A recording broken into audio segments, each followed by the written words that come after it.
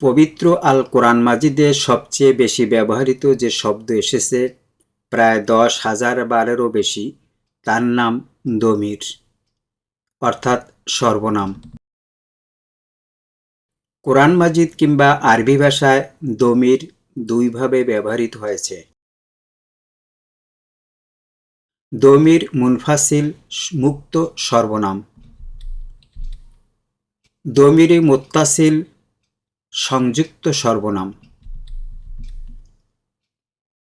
দমিরে মুনফাসিল মুক্ত সর্বনাম যেমন পুরুষবাচক হুয়া, হুমা, হুম, স্ত্রীবাচক হিয়া, হুমা, হুন্না, পুরুষবাচক আংতা, আংতুমা, আংতুম, স্ত্রীবাচক আংতে, আংতুমা, আংতুন্না, উভয়বাচক আনা, নাহানু। অর্থাৎ পুরুষবাচক হুয়া সে, স্ত্রীবাচক হিয়া সে,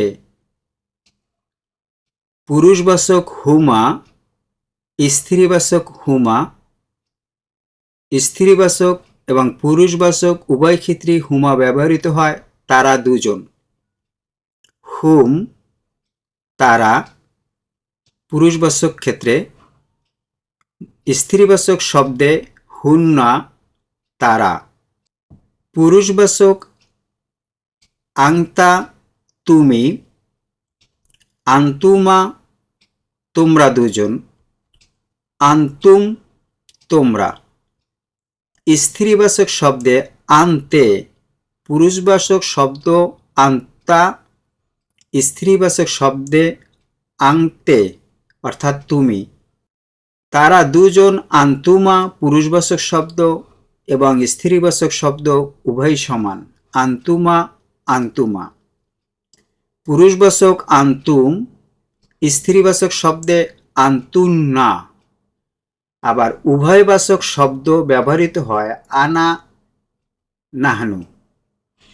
হুয়া, হুমা, হুম, হিয়া, হুমা, হুন্না, আংতা, আংতুমা, আন্তুম, আন্তে, আন্তুমা, আন্তুন্না, আনা, নাহানু। এই শব্দগুলো মুক্ত সর্বনাম। যেমন উদাহরণস্বরূপ পুরুষবাচক শব্দ হুয়া মানে সে, উল হুয়াল্লাহু আহাদ, হুয়া কুল হুয়া বলো, কুল মানে বলা, তিনিই আল্লাহ এক, হুয়া সে, বলো সেই আল্লাহ, আহাদ মানে এক। সূরা আল বুরুজের ভিতর আসছে বাল হুয়া কুরআনুম মাজিদ, বাল মানে বরং বা অতএব, এটি একটি মহিমান্বিত কোরআন। হুয়া এখানে কোরআনের সর্বনাম হিসেবে ব্যবহৃত হয়েছে হুয়া। বাল হুয়া কুরআনুম মাজিদ, এটি একটি, হুয়া মানে এটি একটি, কুরআন, কোরআন, মাজিদ মানে মহিমান্বিত কোরআন। সূরা আল হাদিদ আয়াত নাম্বার 4, ওয়াহুয়া মাআকুম আইনা মা কুনতুম, ওয়া এবং হুয়া সে, আর তুমি যেখানেই থাকো না কেন তিনি তোমার সাথে আছেন। ওয়াহুয়া মাআকুম এবং সে তোমার সাথে আছেন, আইনামা যে কোনো জায়গায় তুমি থাকো না কেন, কুনতুম তোমার সাথে আছেন। অর্থাৎ তুমি যেখানেই থাকো আল্লাহ তোমার সাথে আছেন। এই হুয়া শব্দের অর্থ সে, আল্লাহকে নির্দেশ করা হয়েছে। হুয়া সাদিকুন অর্থাৎ সে আমার বন্ধু। হুয়া ফিল মসজিদ, সে মসজিদে আছে। স্ত্রীবাচক শব্দ হিয়া সে, যেমন সূরা সফফাতে 19 নম্বর আয়াতে আছে ফাইন্নামা হিয়া জাজরাতুন ওয়াহিদ, মূলত তা হবে একটিমাত্র বিকট শব্দ কম্পন। হিয়া এখানে তা হবে, হিয়া এখানে শব্দের সর্বনাম হিসেবে হিয়া ব্যবহৃত হয়েছে।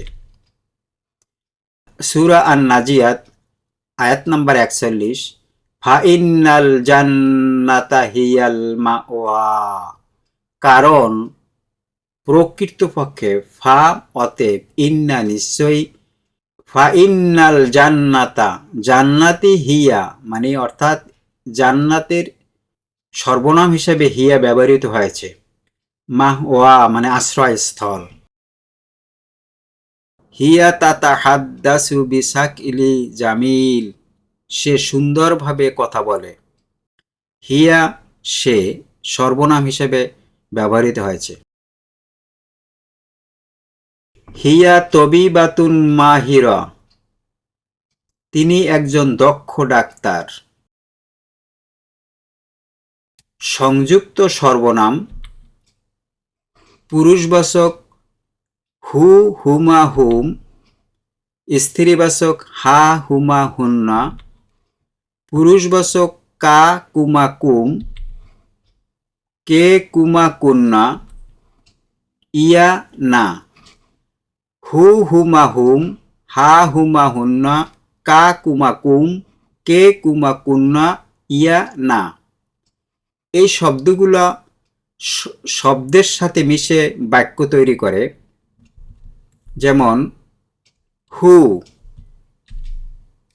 লাহু মা ফিস সামাওয়াতি ওয়াল আরদ, আকাশ ও পৃথিবীতে যা কিছুই আছে সবই তার।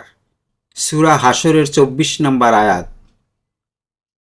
সূরা হাশরের ২৪ নম্বর আয়াতের আরেকটি অংশ, লাহুল আসমাউল হুসনা, তারই রয়েছে সবচেয়ে সুন্দর নামসমূহ। ইয়্যাকা, কা একটি সংযুক্ত সর্বনাম। ইয়্যাকা না'বুদু ওয়া ইয়্যাকা নাস্তাঈন, তোমারই ইবাদত করি এবং একমাত্র তোমারই কাছে সাহায্য প্রার্থনা করি। সূরা হুদ আয়াত নাম্বার ৮৮-তে আল্লাহ তাআলা বলেছেন, ওমা উরিদু আন উখালিফাকুম, আমি তোমাদের বিরুদ্ধে যেতে চাই না। কুম একটি সর্বনাম,